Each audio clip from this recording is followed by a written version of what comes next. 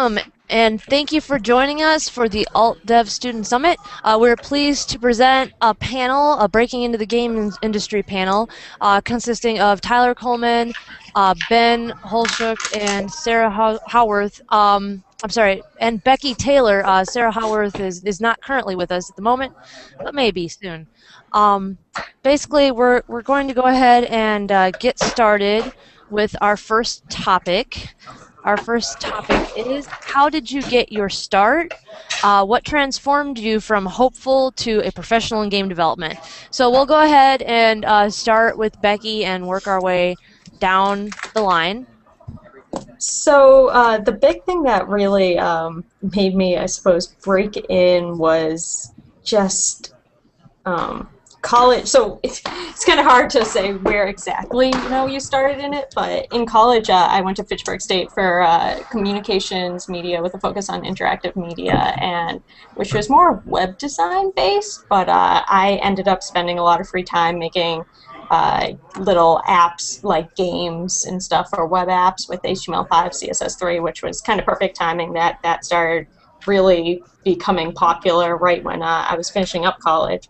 So I was doing that, and I needed an internship for school, which was an unpaid internship. It had to be unpaid in order for me to get school credit. And I tried every single Massachusetts-based game studio. I was calling them all up, begging them, I need an unpaid internship. And surprisingly, even though, it was unpaid and I was pretty much like, I'm free labor, no one responded to me.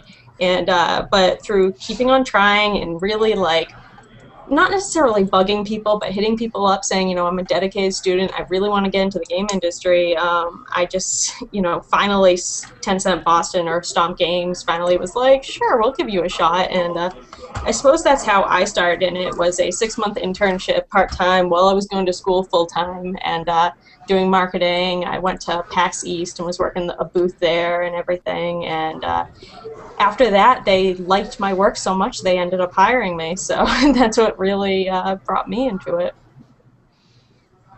Very good. How about Ben? All right. So I guess I'll start with where I went to school and what I did. I graduated from Ohio University with a degree in digital media with a focus on game design and development. I kind of tried my hand at a bunch of things there and ended up deciding that I wanted to be in more of a production role. So what probably really got me started, outside of all of my, student projects and things like that, was I applied for one of the IGDA scholarships, and it was the one that I won was the first IGDA Summit and Casual Connect Scholarship up in Seattle. And so while I was out there, I got to meet a whole lot of people. Just kind of, it was like social mobile games conference, but still I was interested in just meeting people that were in games. And I actually ended up being at the right place at the right time. I was talking to a few people from a social network in San Francisco who had just started up their own game studio, and they're like, yeah, we have internships, and I think we could use some production help. So we did the whole, business card swap exchange, and they followed up with me like a couple months later, and after that I had a 4-month paid internship at a social network in San Francisco. From there it went to GDC in March. It was kind of wrapping up the end of my term at my internship, and I was like, well, okay, it's time to try and see if I can get a big boy job. And so it actually turned out to be my networking at my internship that got me my current position at 2K. The recruiter that I talked to at GDC, I walked up to one of them and I'm like, yeah, I'm Ben, I'm production from Tagged. I have an internship right now looking for something more full-time. And the recruiter just looks at me and she goes, did you say Tagged? I said, yeah. It's like, you want to go over and talk to that lady right over there. Her husband works at Tagged. Okay, what's her name? She's like, oh, that's Katie Nelson. I'm like, her husband must be Sean Nelson. He's the lead artist that sits right behind me every day. So I walked up and I talked to her. She mentioned the production assistant position, essentially. And, you know, if I would be interested in it. And once again, she followed up with me like a month later, and the rest is history. That's how I got my start at 2K Games. Nice. All right. Let's see, Tyler, would you like to talk a little bit? All right. So I'm going to go a little bit behind from when I first actually got into the industry. I went to a business college, decided it wasn't right for me, and it ended up spending about 2 years doing tech support and odd-end jobs like that. I just realized how miserable I was, so it was just like, you know, I'm going to stop what I'm doing, I'm going to go back to college, and I came to UAT in Phoenix and decided that if I was going to go back to school, I had to give it my all because, you know, this is your one last chance type of thing. So throughout school, I made it my mission to make as many games as possible while I was here. And my mandate was a game a month. So over the past 2 years, I've been doing a game every month. So upon graduation, I had this huge portfolio of games, and I realized that I didn't really need anyone else to do this. Like, I was doing it fine on my own. So I never bothered like looking for jobs or anything. I just started my business right out of the school. If you look behind me, this is actually the school that they let me use this space as an alumni. So this is my office. I work here. I use all of their facilities. It's awesome. I'm a full-time employed by myself, and I don't know. I couldn't be happier with this, but it's one of those things that I knew this was going to be my path from the start. So I didn't need to bother looking for jobs at AAA places because I had this direction planned from the beginning. So that's mine. Very good. It looks like we don't necessarily have Sarah with us today, so I'll just kind of add to the conversation too. Basically, I just started making games too, much like Tyler. Like, while you're in school, just make games, and that led to contracting work, and then eventually, after doing the indie thing and contracting a bit, I ended up getting a job as a technical artist at Spooky Cool Labs, and that's kind of the long and short of mine too. So a lot of just making stuff will result in a career in making stuff, as it turns out. So that being said, we can go ahead and move on to our next topic. What effect has networking had on your career? I know this has been touched on a little bit, but feel free to weigh in if you'd like to. So for me, networking is a huge deal, especially since I'm doing marketing, you know. So I try to attend every single event possible. I have my huge stack of business cards. I have my stack of business cards from other people that I still bring with me, even if to events, just because I may be talking to some person and I can actually network them with other people too, which is awesome. So I have a huge section of professionals, I have a section of students, I have a section of, you know, myself, and the big thing is just being able to help people and talk to them and be able to hand your business card and really get in with them is great, because you never know if in like a month, like, they might be looking for some help at their studio. You know, you could definitely kind of squeeze in there.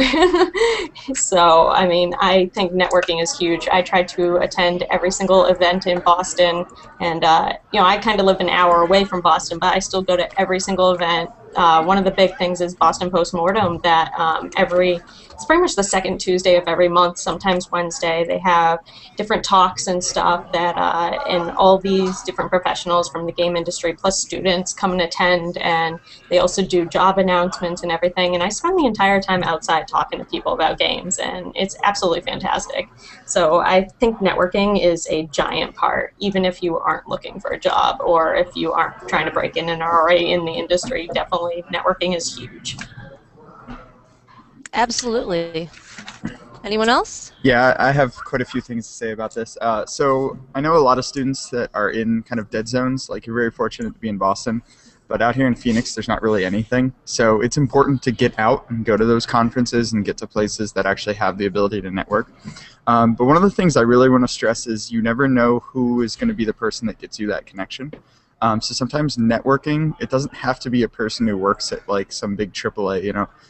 Meeting a guy from Blizzard might actually come from your mother's cousin's uncle, you know, like, you never know where connections are going to come from. So my big thing is always just to really just be a public person. If you're selling yourself, then you have to sell yourself. You have to be your own product and go out there and really meet people, and just, even if it means, be yourself and just get out and talk about whatever it is that interests you. This is especially true for programmers due to the introverted nature, but just getting out there and talking is the #1 thing. So it's my advice for networking.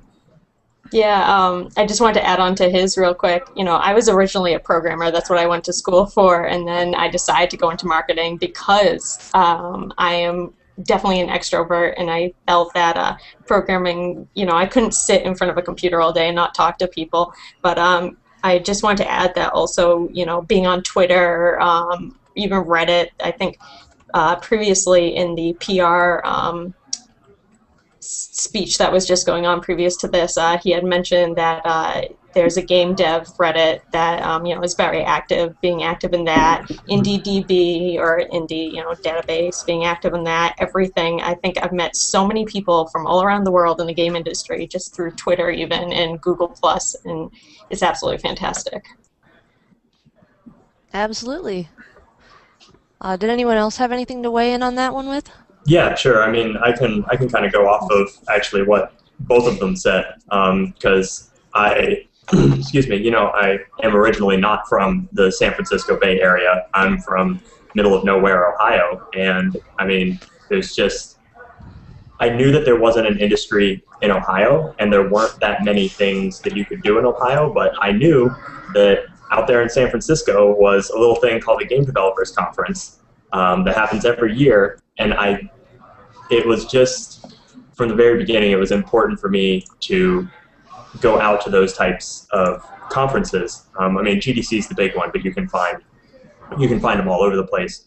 But I guess one thing that I want to add is that your contacts, even people that aren't in the game industry now, can still be contacts.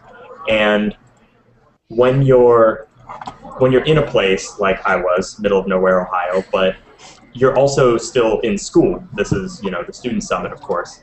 And one of the things that I did to kind of bring the people together at my school was I started up a Ohio University Game Developers Association, and invited all of my friends that I knew from the digital media major, because the digital media major was really broad. I mean, it was, some animation, it was some like special effects for movies, it was some game development, but I wanted to get all of those people together in one place, like once a week. I didn't care if we just played games, if we just talked about games. We organized some game jam things. We did some charity stuff for Child's Play on Halloween. It was just like, you can still make those connections now and be actively involved on your campus, because even if it's not coming from people that are in the industry right now, just talking about games with other people that love games is going to teach you something. You're going to learn something new just by talking and communicating with those people. So, go ahead. I have a follow-up to that. One of the big things for that, and this is a rant for all the students out there, is that you really have to be the representative of yourself within your school. So what you do in school is going to affect how those people remember you. So to follow up with what Benjamin was saying, is that if you're not the person that's known for being that active in the community, if you're not the person that's really getting out there and working on stuff, then you're not going to be known for that. And it's very important to really kind of sell yourself, like I was saying before, as being someone who is a hardworking individual who knows their stuff, because then you are going to be the person they refer when someone brings up the topic of whatever it is your specialty is.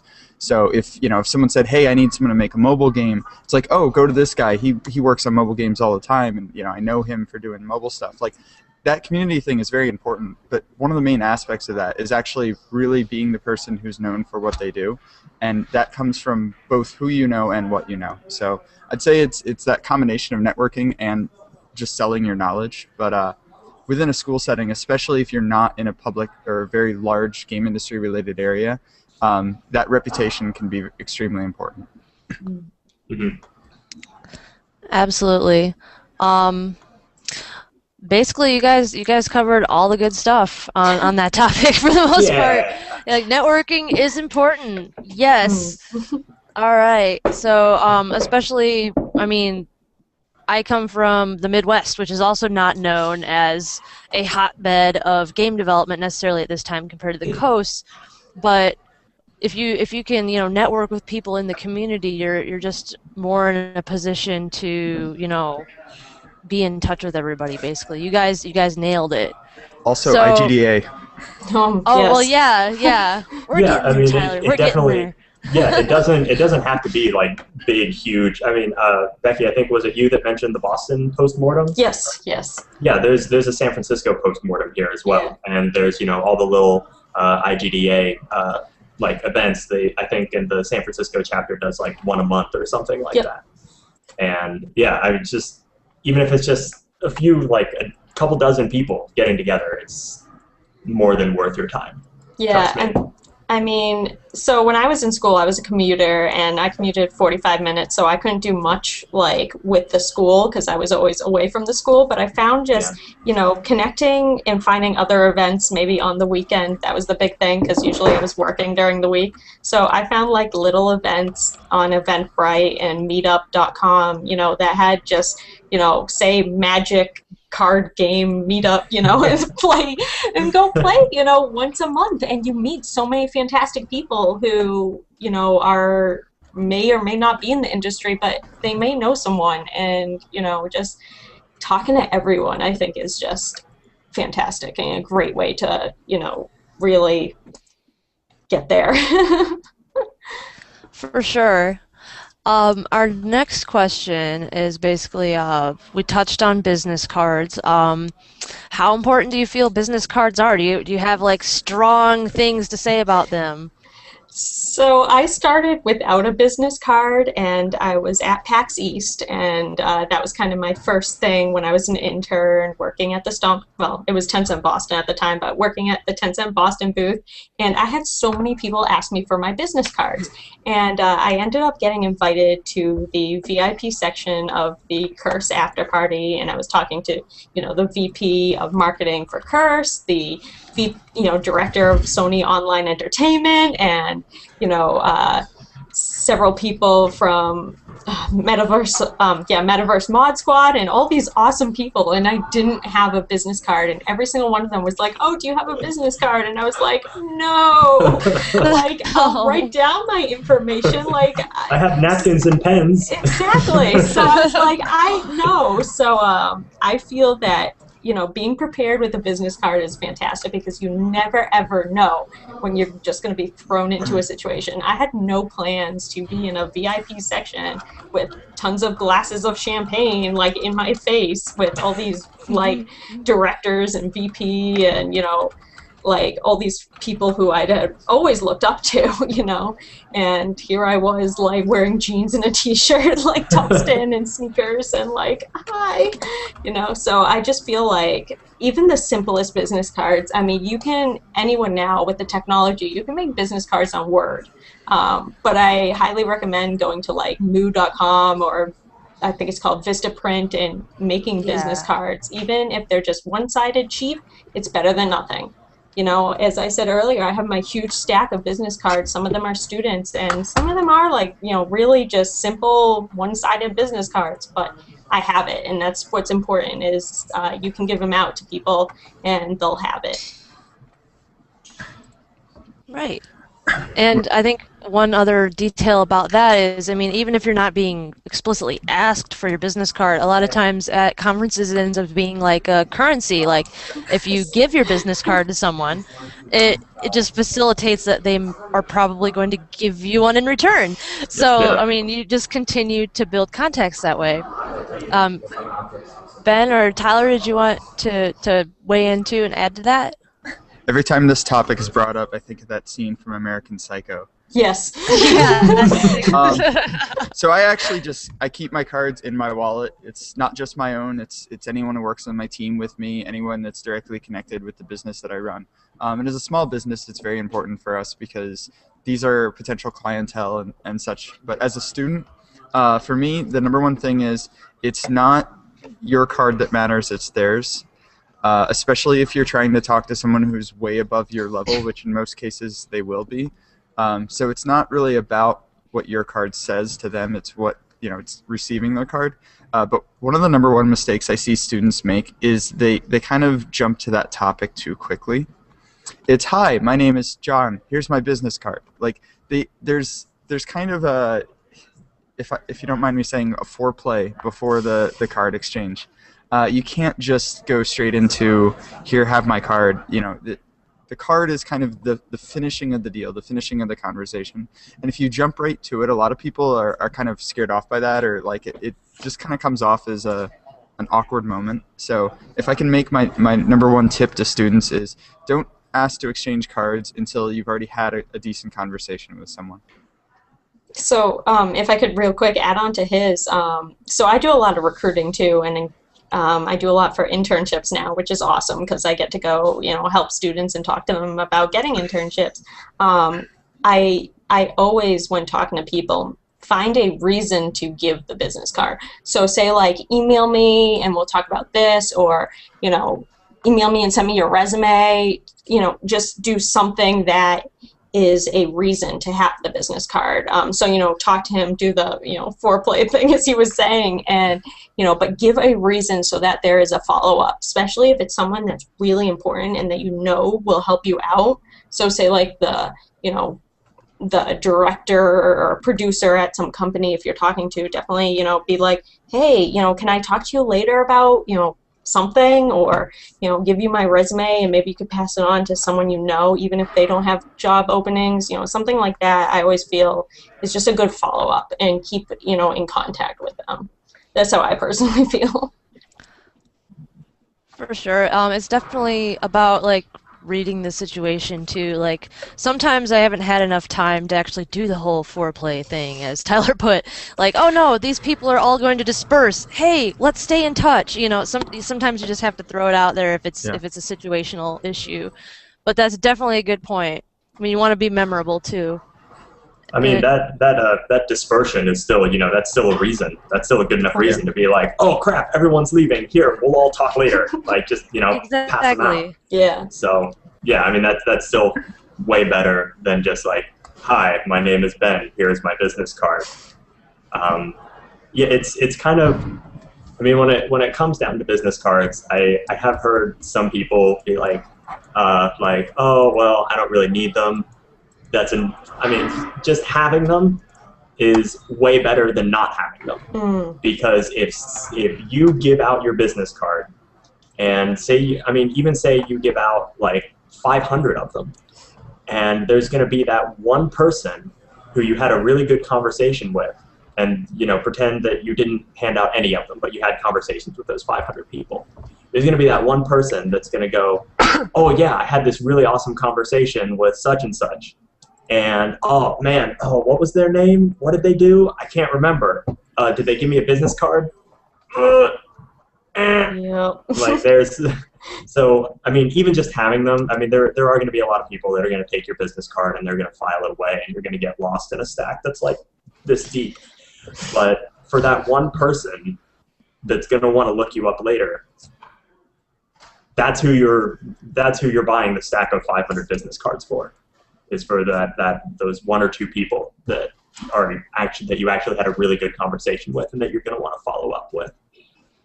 It's kind of like a trading card game. I mean, it's you offer your business card in an attempt to get. I think Tyler, was it you that said that? It's more about their business card. Yeah, because especially if you're a student, more than likely you're going to want to be the one that follows up with them after the conference, especially again if they're like at a higher level than you or something like that, like director of production or something like that. I have a follow-up to that as well, is always keep notes on who you met, how you met them, what you talked about.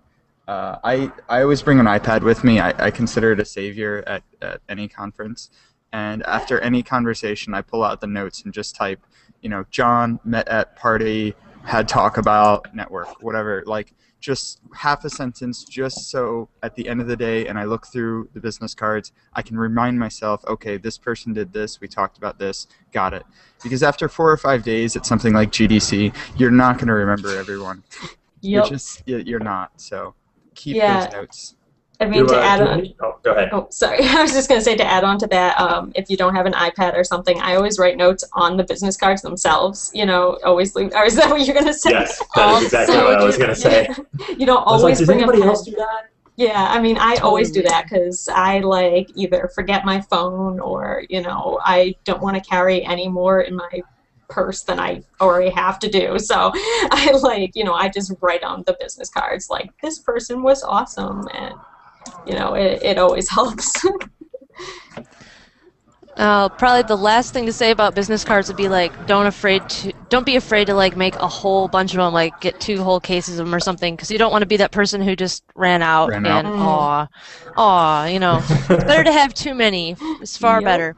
Better to have them and not need them than need them and not Yeah, have them. exactly. I mean, I definitely found a whole bunch of deals online and got like 3 cases of business cards, and I think I'm down to 1 now. So it lasted me about 6 months, but it's still, you know, every time I go to a conference, I'm just end up passing them out, you know. So moving upward and onward, what would you say your top resume tip is? We're going to go through the whole spiel. We've got our business card advice down. Resumes. Go. So my thing is definitely make sure that you stand out, but don't make yourself stand out too much. You know, my resume, I really like it, and I've heard a lot of compliments for it, is, you know, I have the standard resume, just text, but my name is up top big, and it's in like this awesome font that, you know, really just stands out. And, you know, that just, it might not help in some cases, but in other cases, it really just brings the attention to, you know, your resume. And another thing I really I'm glad I did was during my internship, and I mean, you can pretty much do this with any recruiter, is I contacted someone, you know, in HR that used to be a recruiter, but I asked her to look over my resume and give me tips about it and tell me as a recruiter, you know, how I can really make my resume better. And, you know, she went through the entire thing and reorganized it and told me, you know, tips that I never even thought of. Like, she was like, oh, do not have your education at the top, because then that, you know, that does show that you're a newbie. And, you know, it's good that you're a newbie, but you don't really want to show that off. So if you have any job experience in the industry, even an internship, first do that. But, you know, show the projects you did first. So say, like, if he did a game a day, which is very, I mean, sorry, a game a month, which is very impressive, you know, put all the projects first that you've done and links to them. How do you get to them and see them? And, you know, and then put your education, you know, down below, but, and other things down below. But, you know, definitely talk to a recruiter. Even if you've never met one before, just go on LinkedIn and contact one. Most of them are willing to help you, you know, or even just someone in the industry, and be like, how can I improve my resume so that companies look at me? And I think that was a really good thing I did. Any other thoughts? Yeah, sure. So what I would say is definitely try and keep it concise. I actually have a couple of people from back at my school that are still there now. They sent that, you know, they asked me for some resume advice occasionally, and, you know, I'm not a recruiter by any means, but you know, I see a lot of common mistakes, like putting everything that you've ever done, even if it's not necessarily related to what you're applying for.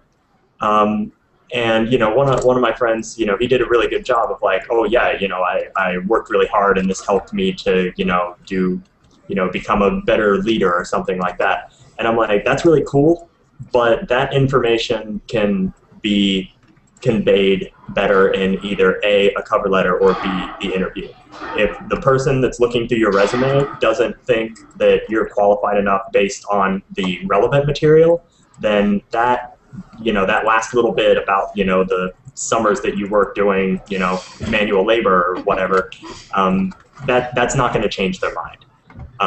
But it can become a good, like, keep it in the back of your mind. That can become a good talking point later for like, oh yeah, and you know, this is my life story, and this is why I am the way I am, and why I'm so freaking awesome at making games.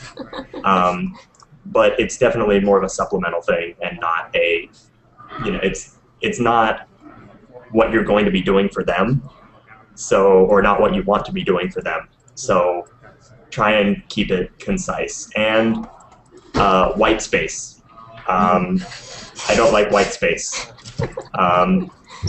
It's I mean, it's a waste of space. It is. Like, you could be telling them something else about yourself there. So I see people that are like, oh, well, I like having this little break right here where I have an extra, you know, like, paragraph line. I'm like, please don't do that. Like, you can put another bullet point there. So to add to his real quick, I actually realized I have my resume with me. This is what I was talking about with the big thing, and like, I may have white space on the side, but see how like it's filled up and really organized? Like, you want that. And, yeah, it's the vertical white space that's bothersome. That horizontal piece, that's yeah. fine. So, I mean, it's just really good to have something that stands out, your contact information, your work experience, and then next, I have 2-page resume. I recommend trying to stick to 1 pages, but sometimes you just can't, you know, and then next I have my programming experience, programs, projects I worked on, and then education, you know, and then references and volunteer experience down at the bottom. But, you know, I feel very strongly that, you know, no white space, have it organized, have something that makes it stand out is just really good. Definitely. Having it organized, proofreading it. Oh, God, yes. Please proof that thing to death. And then building off of what you both have said, I find it's the most effective if you tailor your resume to each situation so that you're hitting on specific stuff for that position. It'll help you stand out because it shows you're paying attention to what the description is and all that sort of thing. I don't know if anyone else had anything else to add to the topic of resumes. I have a few things to say for the indies out there. Potential is it's not so much about the 1-page resume as it is about a website. So like I have RetoraGames.com, RetoraGameStudios.com. I have, you know, forum places. I have all sorts of various places online.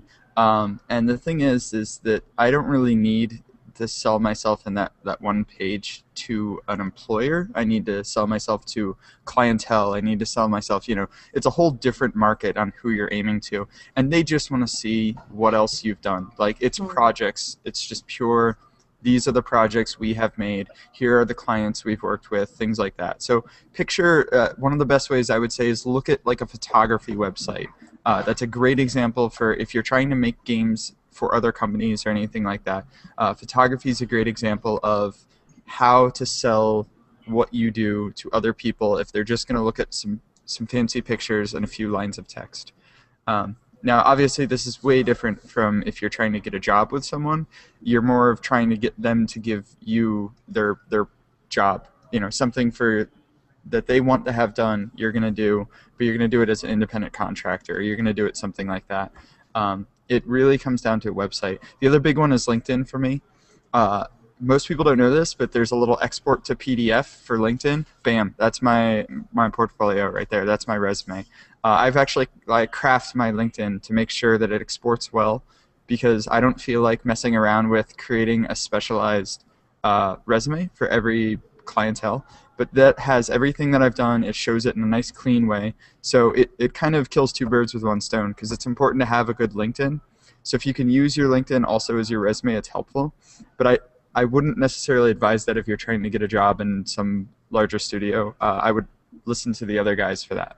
So. Yeah, I mean, I definitely want to say that even with large studios, I mean, I work at Tencent, which is pretty much the largest gaming studio that you've never heard of in China. So, I mean, they own Riot Games and several other, you know, they just bought part of Epic Games, but they're huge. And still, I feel very strongly that having a website where people can go to is great because, to go back to the business cards, you can just put on your website, you know, and they can go there, they can see your resume, they can see your portfolio, you know, everything you can just have in one nice space. And I highly recommend now, if you don't know how to make a website, if you don't know HTML or anything like that, use WordPress or use a builder, because then you also, most of the time now, you can get it mobile friendly, automatically, Yes. which is very important because like my main portfolio website, beckytaylor.org, it is not mobile friendly, and I get complaints all the time. So now I have to go back and recode it and make it mobile friendly. However, my WordPress site, which is automatic, is mobile friendly, and everybody loves it. And everybody goes there constantly, but they always are complaining about my other one. So I highly recommend, using an automatic builder, make it mobile friendly, that someone can take your business card, and while they're in the taxi back to the hotel, they can go to the website on your, on their phone and look up your resume or portfolio and everything. So indie or not, I definitely highly recommend having a website. Absolutely, and that has segued nicely into our next topic, actually. For each of your particular disciplines, what do you feel makes a good portfolio? So for marketing, it's kind of hard. I actually just hit this the other day because I'm applying to graduate schools, and they said, you need a portfolio, and I was like, what do I put in a marketing portfolio? How do I portray talking? Because that's all I do is talk to people, So for marketing, PR, and communications, I highly recommend, showing off forms that you've made. If you've customized feed bulletin to make it look awesome like your game. Also, any rich HTML emails, things like that, is definitely good to throw in your portfolio. And just I find for marketing, as I said, it's really hard, but kind of writing bullet points of different achievements you've done. Like in a month I managed to, get Kotaku to see our game and really like it, and that one hit provided over 100,000 people in our game in like a day. Something like that that just really hits it and just kind of organize it, which I suppose is kind of like a resume, but for marketing you need to do things like that because it's pretty hard to show artwork or things like, that aren't necessarily marketing. Good points. Any other additions to that, discipline specific?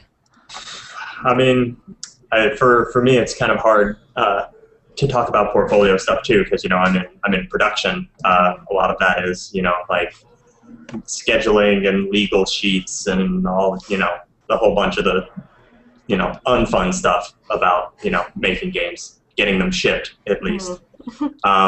So I think I have to agree with Becky on just the achievements. Like in the past, in your past projects, like what have you done that was extraordinary? Like oh yeah, that thing that was supposed to take like 5 weeks, well I did it in 3 and it was great.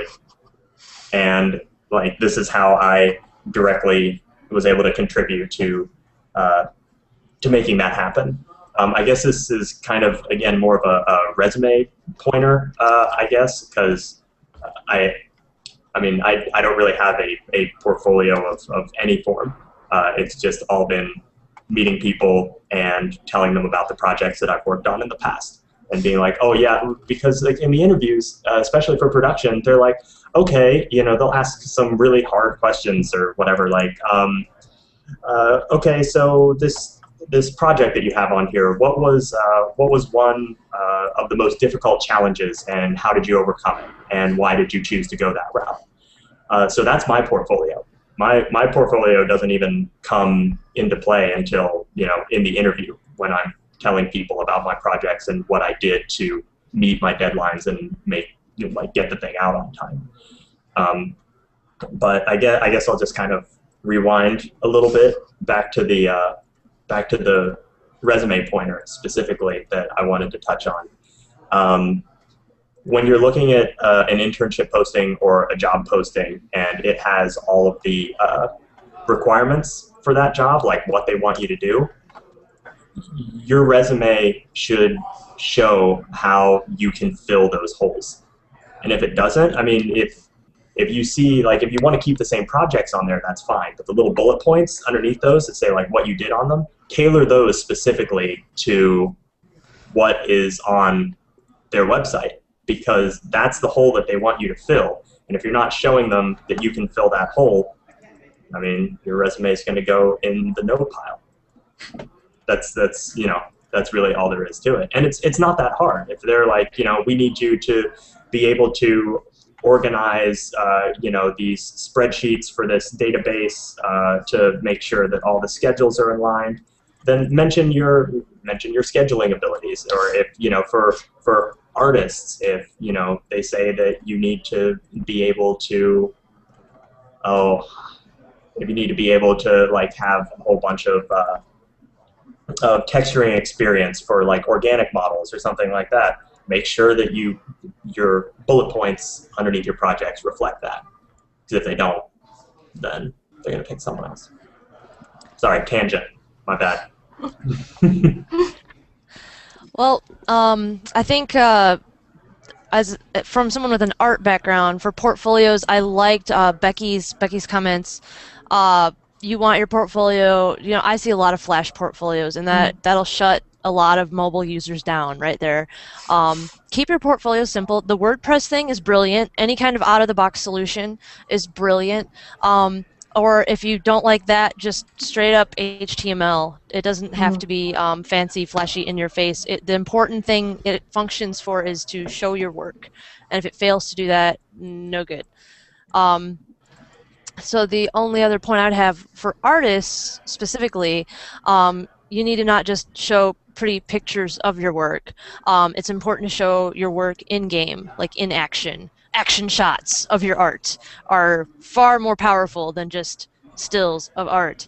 And on top of that, if you're like a 3D artist, show like rendered faceted stills, show your wireframe, show all the steps, really dissect the thing and show why it is awesome. Like, look at this geometry, look at these edges, this is beautiful, this is crafted well, and this took me so little time. And you want to communicate why you're good at it, not just like, boom, pretty picture, you know. It's really important to convey that you know your craft. So I could probably rattle on for a long time about art portfolios, but those are the important things, I feel. Tyler, did you want to weigh in about like the indie websites, basically? Yeah. Would So, be related. well, I wanted to say as part of the portfolio thing is I originally started as a design major, and that's one of the trickiest, I think, for portfolios, because you're either showing Excel sheets or you're showing games that you were kind of a student producer on.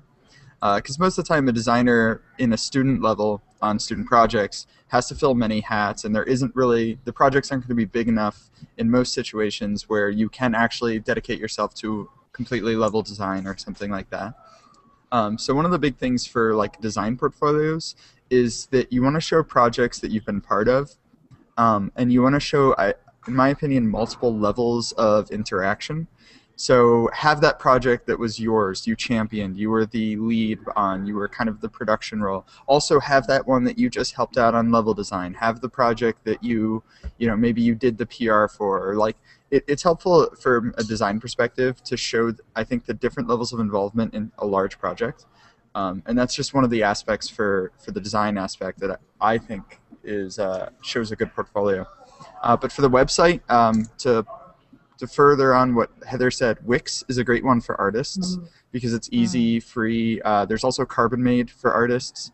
Those both work wonderfully. There's a whole bunch of different web hosts. If you just buy your domain, you can get a WordPress web host for free. They'll just throw some ads on your site. So money should never be an excuse as to why you don't have a website. Like, it's $8 a year. If you can't afford that, call your parents, ask someone at the school you go to, you know, sell cookies. I don't know, do something. Because there's never that reason. It's the only real reason is a question of time. And I'm a big supporter of WordPress for that because it cuts down the time it takes from nothing to a website you can do in a day. So having the website is a must, and there is no good excuse to not have it. Especially don't ever claim that you don't have enough material, because you may not now, but if you wait till you have enough material, it's just going to put a much bigger workload on yourself then to suddenly crunch to get all this stuff on a website. And you don't want to do that the day before GDC. Like, it's much better to just do it as you go. So. Very good advice. I'm just going to hit one more topic before we forge on into Q&A. Uh, Basically, how important do you guys think it is to be involved with your game development community, whether it's local or otherwise? So this kind of goes with networking. Even if you aren't a developer yourself, say you're in marketing or you're in, something that's not necessarily the programming, the art, in the hands-on making of the game, it is still very, very important because it goes back to networking. And most people don't realize how important community management and marketing and PR really, really is. If you don't have that person that can go out there and be on every single social network and, post your game everywhere, you will not have that many players, especially if you're a programmer that's very introvert. So I feel that, going to all these development things like game jams, and I mean there's game jams all the time I know around here, and there's several online game jams that I know of that it's still good to participate.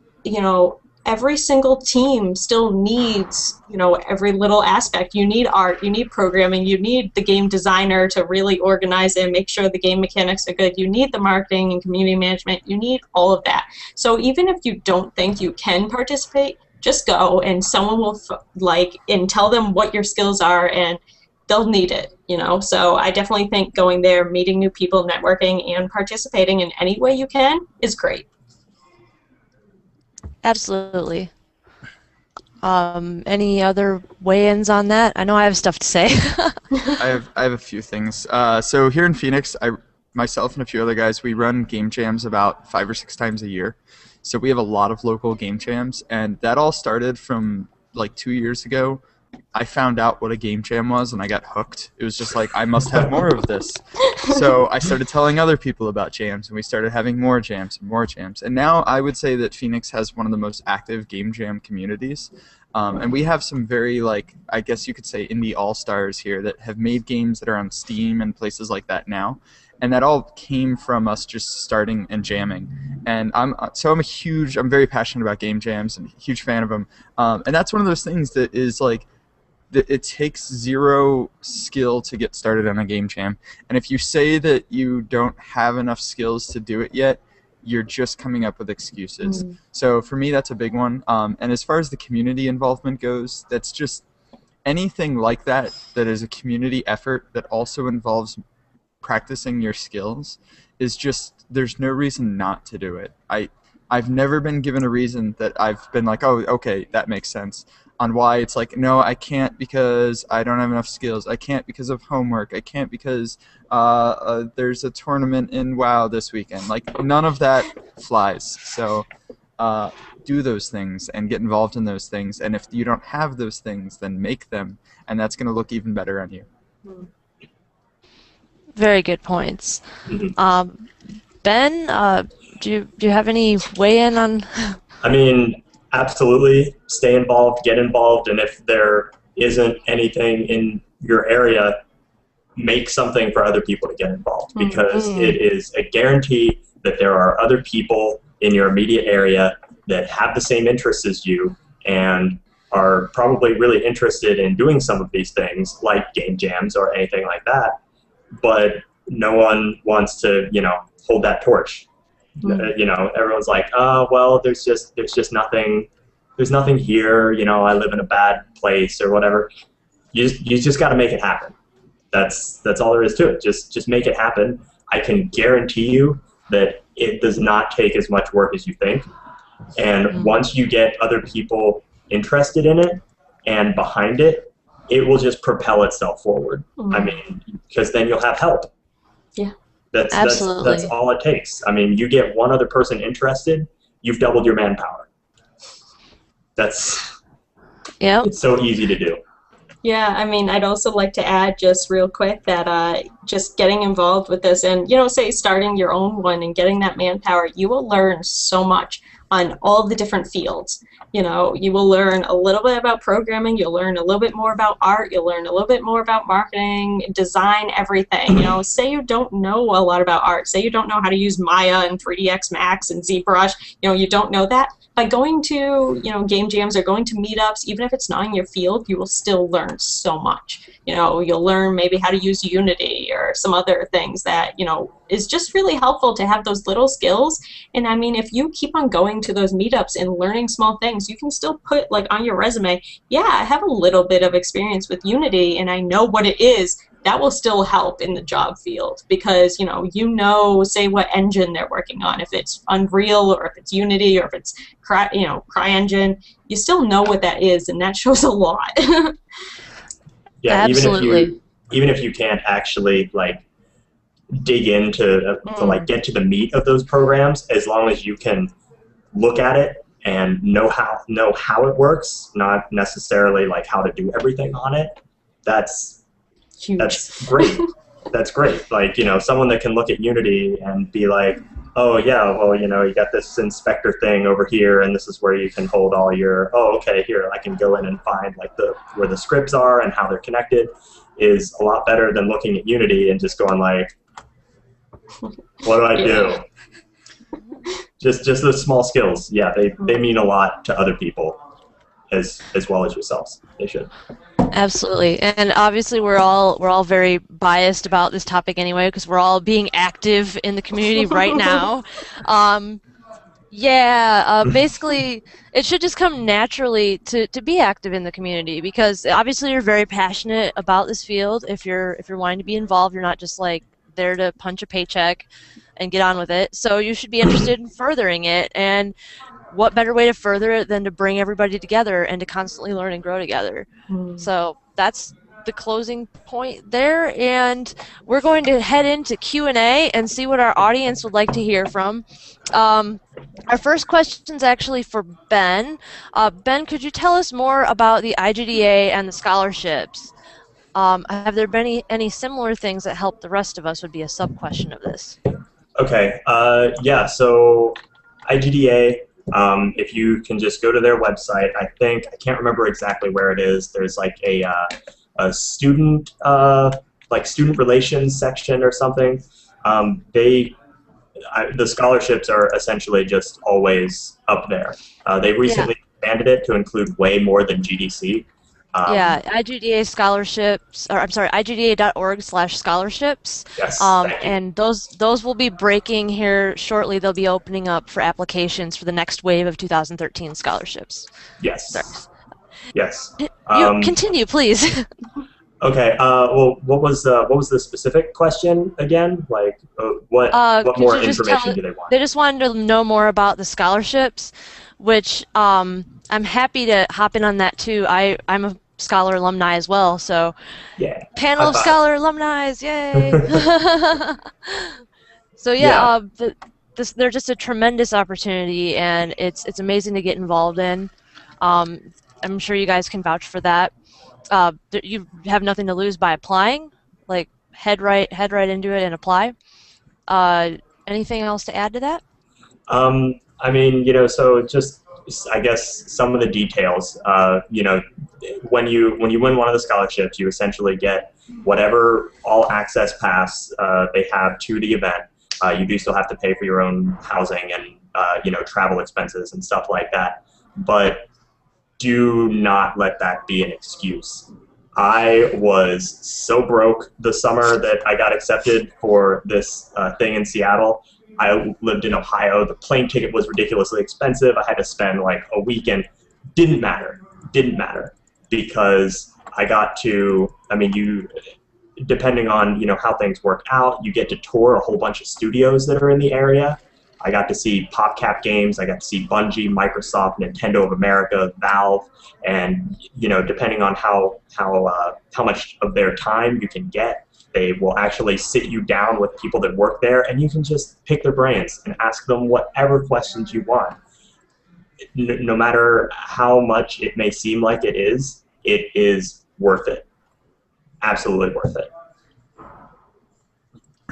Yes. Absolutely. Yes is the answer to the question. Heather and I were scholars at this year's Casual Connect as well. So, guess Yeah. are we all scholars? No. Aw. Oh, Well, you're going for your masters, right? You get another Exactly. chance. So Yeah, yeah, I actually Perfect. just with this, I was like, maybe I should try to see if I can get it for my master's. There's always I time. yeah. totally Always. try. I actually didn't even know what IGDA was until like 5 months ago, so which is very unfortunate. I didn't know about it at all while I was in school, but I mean, to all those who are learning about it now, I highly recommend just seeing what it is, getting involved with all their SIGs and everything. It's a really good thing to know what it is. Yes, very much so. Besides the scholarships, I mean, it circles back to the whole community thing, community involvement, being involved in your global community even. It's tremendous, and all aspiring game developers should definitely be involved with the IGDA. Bottom line. So more questions we have here.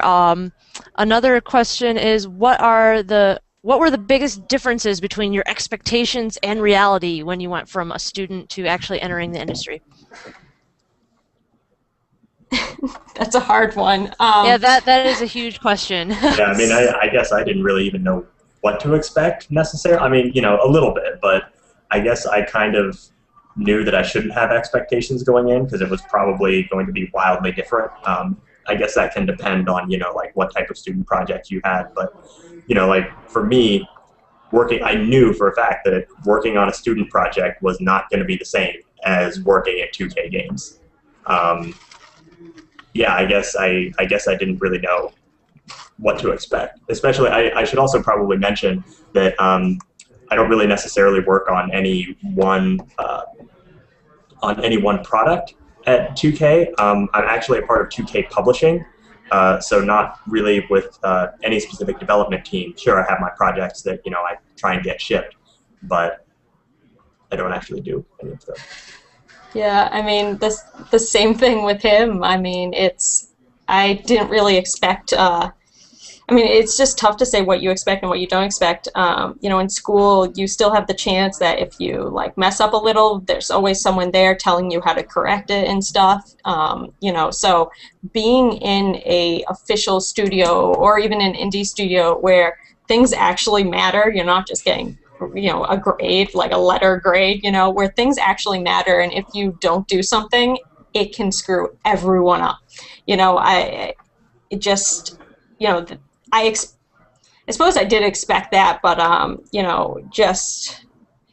it's so hard to explain, but I suppose I just didn't realize how great people would be and how much they were willing to help and within the community and teach you, even though in your actual workplace you might not have that person always grading you on what you did and telling you how to fix it. Sometimes you have to figure it out for yourself, but I think still, like, outside of that, everyone within the game industry will help you excel and everything. And I suppose I wasn't expecting all the great people and also having to figure it out without a textbook and not having a lesson plan.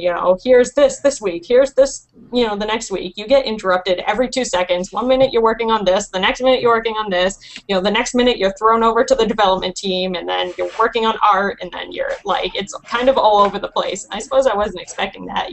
I'm used to my organized, I have my schedule book, this is what I'm doing this today, and blah blah, and now it's kind of like you're thrown here and here and here. So I suppose that I wasn't expecting either. Yeah, that actually makes a lot of sense. I agree with that wholeheartedly. It's just, I come in the morning and I have 10 emails all asking me to do something different that I wasn't doing the day before. And it's just kind of like, okay, time to learn a new skill. Exactly. Let's can Google teach me today? Yes, Google will be your best friend. Yes, Google is the teacher of the year. Mm-hmm. Always learning. Yep.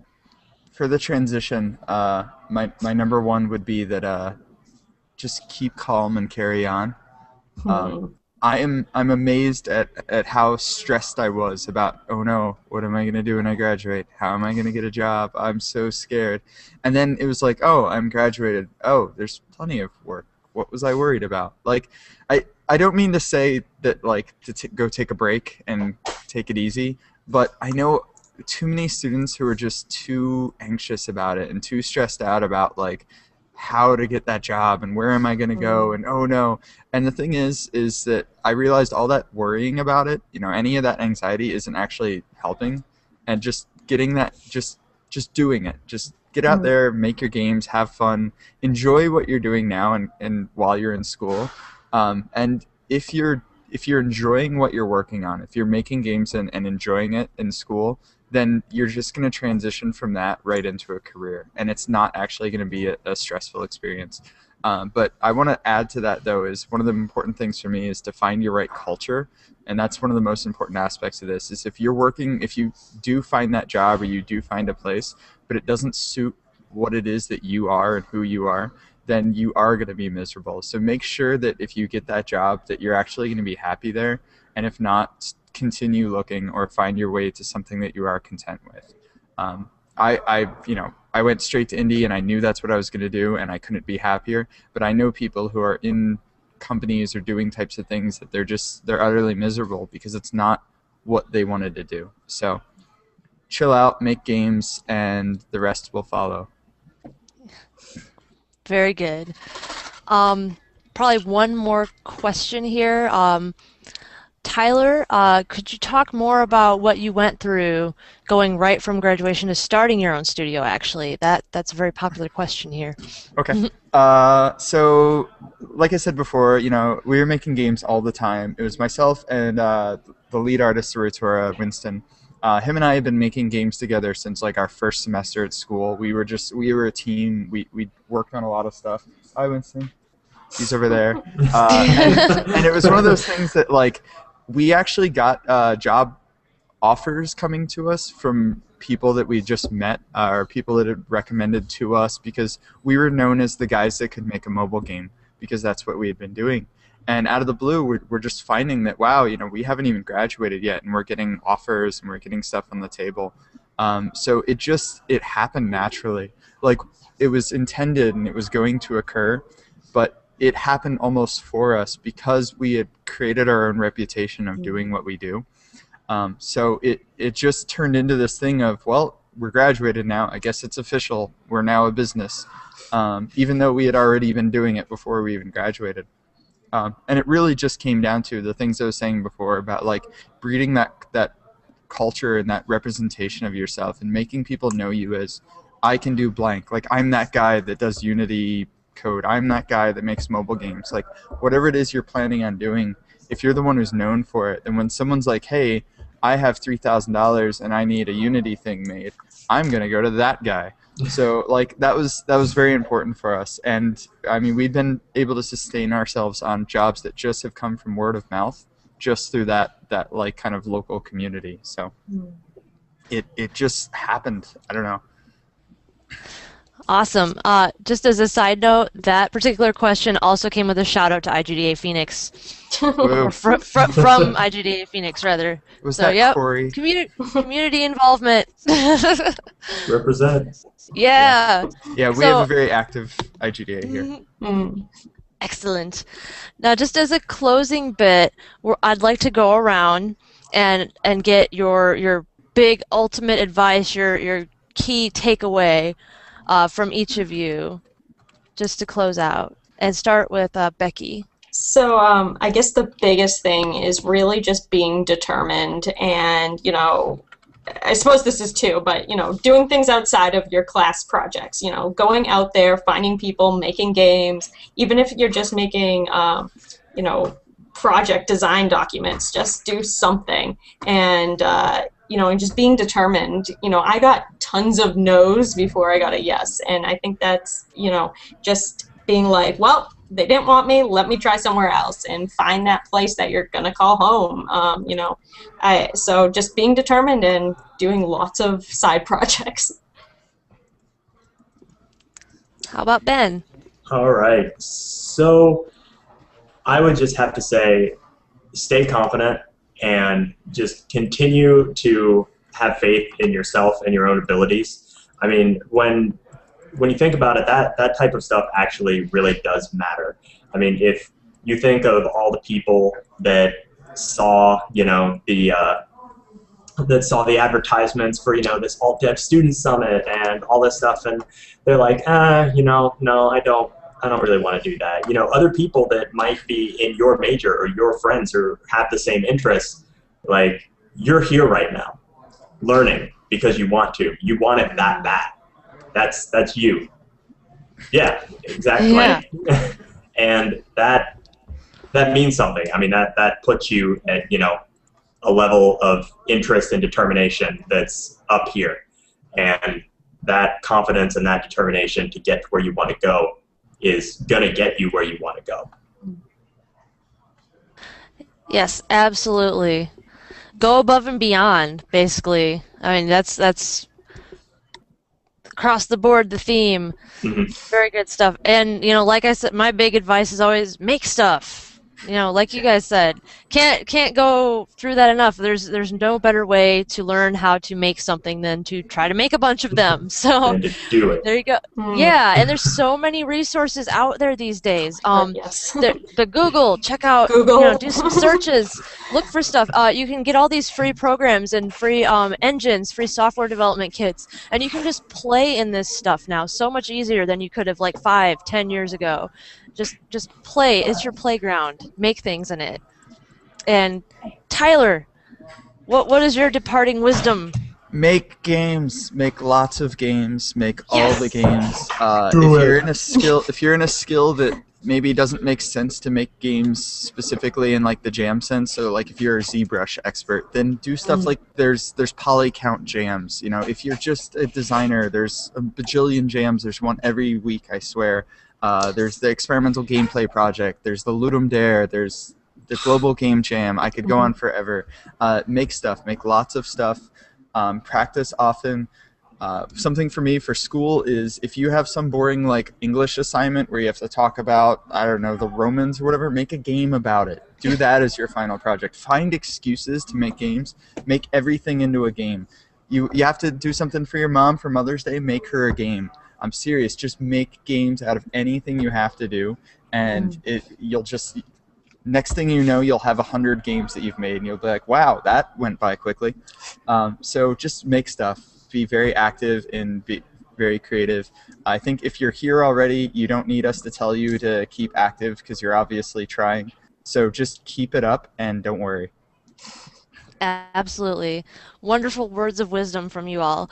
Now, unfortunately, we've actually run over just because we're the last session of the day, so we just wanted to sprinkle a little more awesome into this. But thank you all so much for giving your wisdom to the students today. And thank you, audience, for coming in and hearing.